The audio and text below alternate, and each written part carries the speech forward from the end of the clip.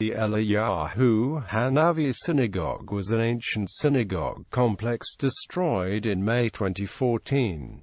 Also known as the Jobar Synagogue, it was situated in the village of Jobar, now encompassed by the metropolitan area of the city of Damascus. It was once joined to a complex with rooms for the rabbi and other functionaries of the community. The synagogue was built atop a cave traditionally thought to have served the prophet Elijah in hiding. The whole center was said to be the place where Elijah anointed Elisha. During the Syrian Civil War it was hit by mortar bombs, looted, and later two-thirds of the synagogue were totally destroyed at the end of May 2014.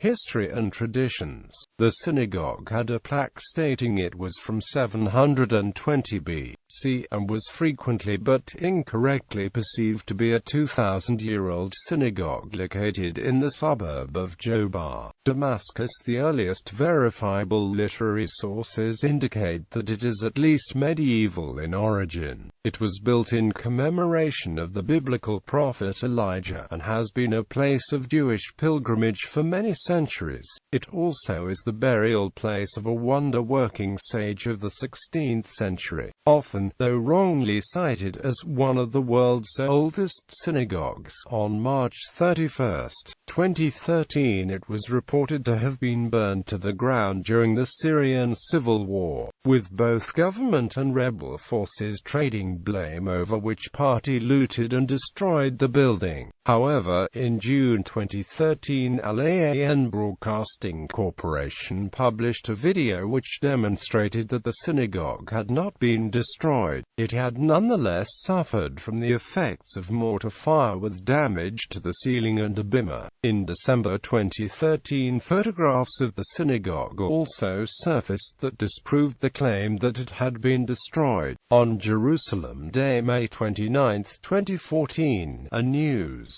report in the Daily Beast published photographs to indicate that the synagogue left wing and nave, that is the majority of the structure, were totally demolished. There is no reason to associate the two events, Jerusalem Day and the destruction of Jobar, together. Again, rebel and Syrian army claims have accused each other. The world media said it was probably the Syrian army, non-deliberately hitting the synagogue while targeting a nearby rebel enclave, although there is evidence to the contrary, such that rebels were also in the synagogue complex, contrary to 1954 Geneva Convention.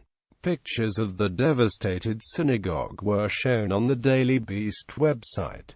Early traditions. According to tradition, the synagogue was built atop a cave where the prophet Elijah concealed himself during persecution. The synagogue was said to have been built by Elisha and repaired during the 1st century by Eleazar ben Arak. Another tradition states that the biblical anointing by Elisha of King Hazael of Syria took place at the synagogue, though much cited as one of the earliest sources mentioning the existence of a synagogue at Jobar is from the Talmud. There is no incontrovertible evidence to support the reading which states that Rabbi Raphaim bar Papa prayed there. The challenge to this interpretation has also led to discord and controversy. Medieval period. During the medieval period, Jobar was home to a significant Jewish community. Shams ibn Tulin al-Damashqi mentions that Jobar is a Jewish village with a Muslim presence. Quote, in 1210 a French Jew, Samuel ben Samson, while visiting Damascus, recounted the beautiful synagogue situated outside the city. An anonymous Jewish traveler who arrived a few years after the Spanish immigration found 60 Jewish families living in the village of Jobar, who had a very beautiful synagogue.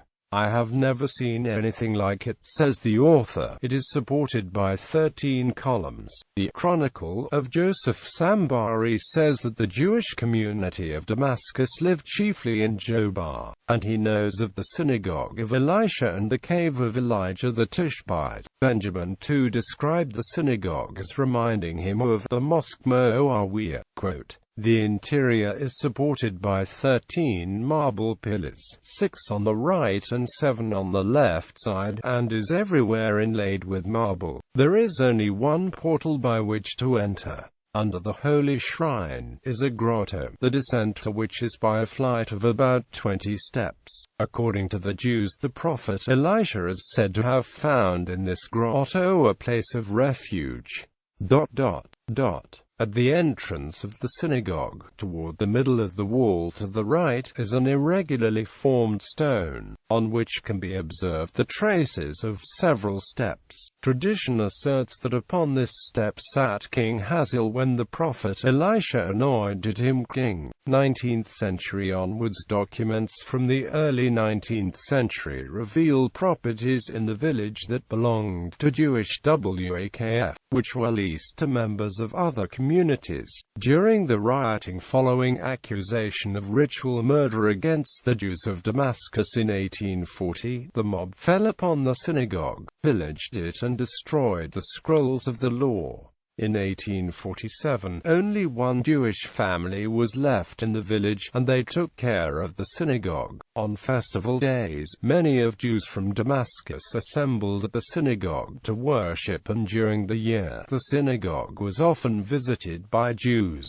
A few rooms in the court adjoining the synagogue were used as a retreat by some Damascus Jews for a few days during the spring and summer. After the establishment of the State of Israel, Jews in Syria faced greater discrimination as the Syrian government enforced tighter restrictions on them. Jewish property could not be sold, and those that had been abandoned were confiscated. Part of the land associated with the synagogue was taken over and converted into a school for displaced Palestinian Arabs. The synagogue is venerated as one of Syria's holiest pilgrimage sites for Jews. In the past, sick people were brought into the cavern below the synagogue and left there alone at night in the hope that Elisha's spirit would exercise a healing influence over them. According to an extract from the Syrian Civil of the Jobar district, its east side is 17 to 3 meters long, its side 15.7 meters, and the building 12.13 meters wide. Syrian Civil War. According to opposition activists, in 2013 the synagogue was damaged by the government's forces. Syrian forces, however, blamed the rebels for causing the damage.